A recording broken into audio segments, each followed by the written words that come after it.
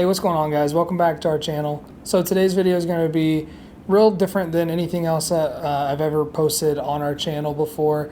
While we were out on our trip to Colorado, be on the lookout for some of that content here in the near future. We're starting to work on those videos as we speak. But while we were out there on our trip, we were headed up this trail that was called Nevadaville. And when we were on this trail, we get to the top of this mountain peak, and it was really, really pretty. You had lots of views off in the distance of all these other mountain peaks, and it was just gorgeous. And when we got there, we got out, was taking photos of the Jeeps and whatnot. And as we were sitting there taking photos, here comes down the trail the same direction that we just came from. Here comes a Toyota, brand new. And here comes another Toyota, and another, and another. Before you know it, then there's Land Cruiser, and there was all these brand new Toyotas, and then at the very end there was a Jeep Wrangler. Well, come to find out, the guy in the Jeep Wrangler came over and started talking to us naturally because we were in our Jeeps, and he ended up actually being from the Kalamazoo area. And I happened to ask him, I said, hey, what's going on here? What's with all the Toyotas? What's with the one, because one specific truck, Toyota truck, pulled off to the side, and he was kind of presenting himself in a way. And so I asked him, hey, what's going on with this? Or what's going on over here? And he said that he's getting ready to present this brand new model that they have. He's getting ready to do a presentation if we were interested in listening in. So we said, yeah, sure. So just as soon as I could get out, grab a GoPro, grab the microphone, and walk over to film his presentation, I had zero time to set anything up, to mess with any settings. So that's what today's video is going to be all about, is this gentleman's presentation from Toyota, talking about the 2024 Toyota Tacoma Trail Hunter. So forewarning, I know the wind is bad. I tried using the audio from our DJI microphone, and because I didn't get to mess with any of the settings or anything, the audio was way too quiet. You physically wouldn't hardly hear a word that comes out of his mouth because of the wind and the settings. So I know the wind is a noise in this video and it's a distraction, but just bear that and take the information that you can, and hope you guys enjoy this video.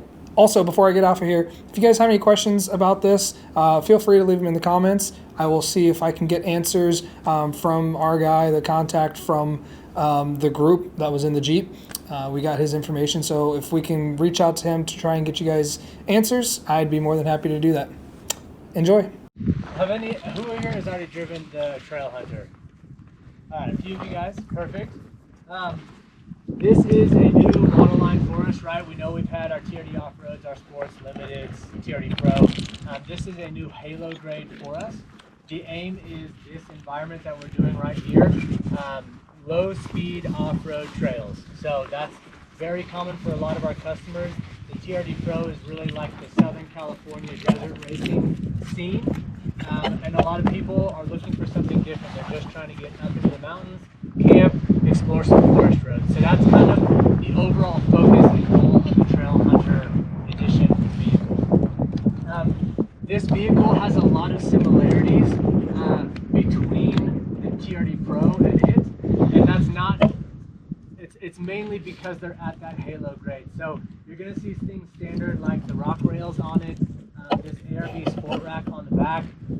They both come with 33-inch all-terrain tires on them. So again, some of those added features that you saw on TRD Pro, we're going to see on this one, as well with our ARB rear bumper.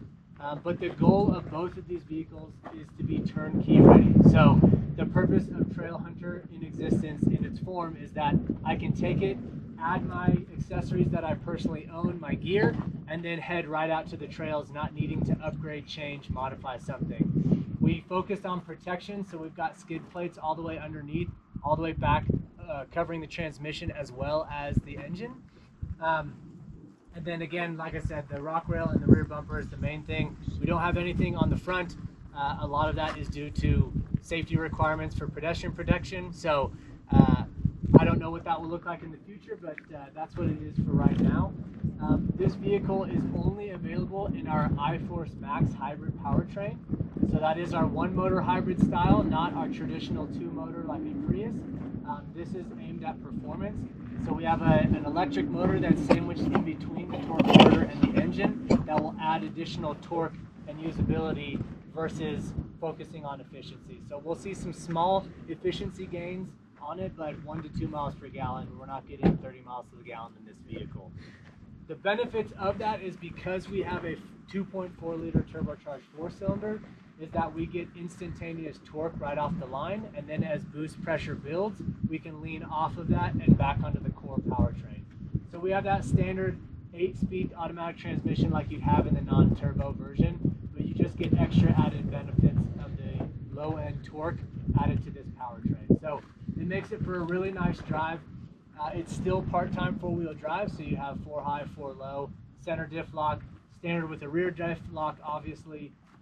And then we've added extra lights in the front, rigid, so there's dual LED, amber and white for our fog lights, LED light bar in the grille as well when you have your high beams on. Unique colors of interior, digital gauge, large screen, everything is, you know, the Mac Daddy. It's got heads-up display, 14-inch multimedia, 12.3-inch digital gauge, as well as JBL system with that flex removable center speaker. That's pretty much the main item.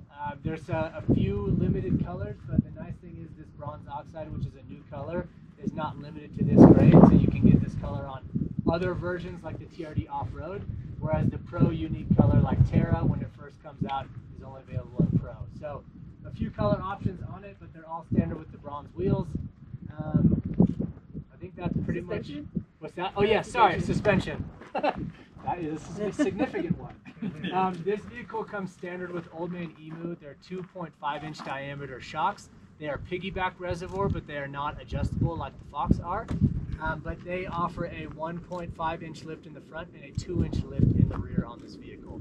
So a little bit more ground clearance. The ride quality, I was driving this TRD off-road with regular Bilsteins, and then I rode this one. This one is definitely a little more plush on this gravel road.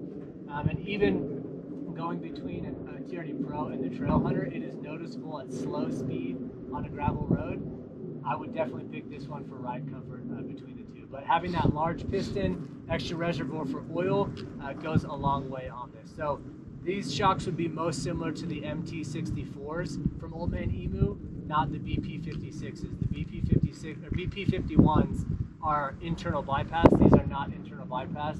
These are just piggyback reservoirs for more fluid. They come with new upper control arms as well, so it's the total package, not just spacers or pucks or anything like that. It was really aimed at full usage, full articulation, and maintaining some alignment while we're in it. Oh, the disconnect feature? That's what I was going to ask. So these also are standard with sway bar disconnect. They're available on TRD Off-Road as a package, but they're going to be standard on this and on TRD Pro. It's also in our first edition Land Cruiser. What it is it is a motor disconnect in the center of the front sway bar. It is not in the rear. It's similar to the style that Jeep and Ford use. However, theirs has like a sliding lock collar that goes across with splines. Ours is actually a ramped teeth that come in and grab it. So the goal here is to hopefully not have play and movement over time as that wear is being turned on and turned off. So where that can occur from sliding back and forth, this will be reaching in and self-adjusting as it's in use. But you're going to be in 4 low speed, you'll push the button, it'll disconnect, allow more articulation in the front.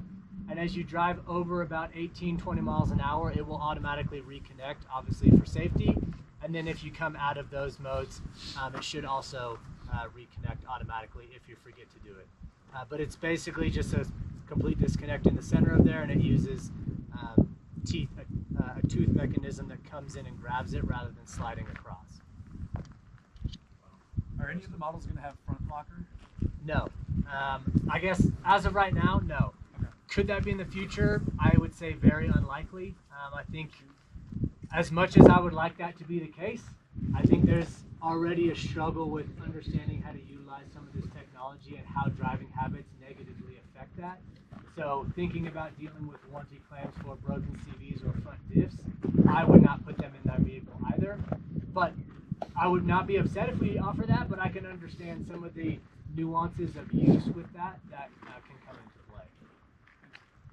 So Snorkel is standard on this one, and it should be available on other models. It is a raised air intake. You'll see there's a seam on there, so don't forge rivers with it. But it is a raised air intake. It's my favorite part because if you crack the passenger window, all you hear is turbo and flutter. So I think we should put them on every vehicle, but that's my own opinion. Nice. Any other questions? Kind of payload. Payload is 16 something, 1640. Okay. It's up about 400 pounds from the previous generation Tacoma. Okay. Payload is pretty much the same across them. The only thing that we really change is the towing capacity because of gross vehicle weight rating. Yep. And I would tell you exactly what it is calculating it, but I have no service here. Right. Anything else? The main difference here, because we don't have a standard Tacoma when we're talking about the hybrid system, again, obviously drivability is great.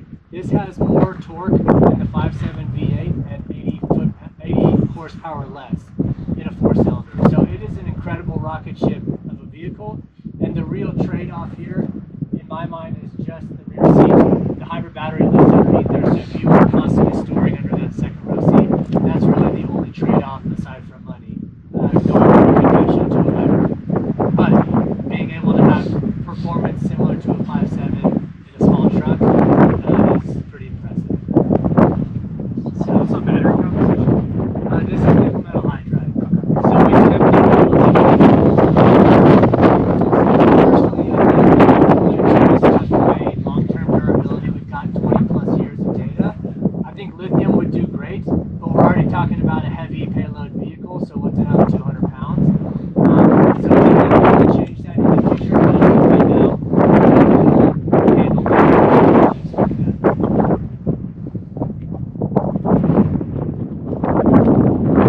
Anything else? Okay. If you have other questions, Alright, so keep going down the trails. The small vehicles, so feel free to get into a new vehicle if you have been for it. So yeah, we'll just do single file. I'll be in the lead, and then we'll just get ready for the next Let them go. We'll probably get ahead of him.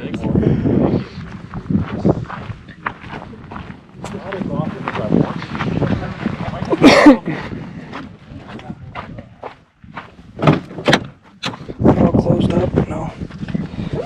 Time to go. Get out ahead of him.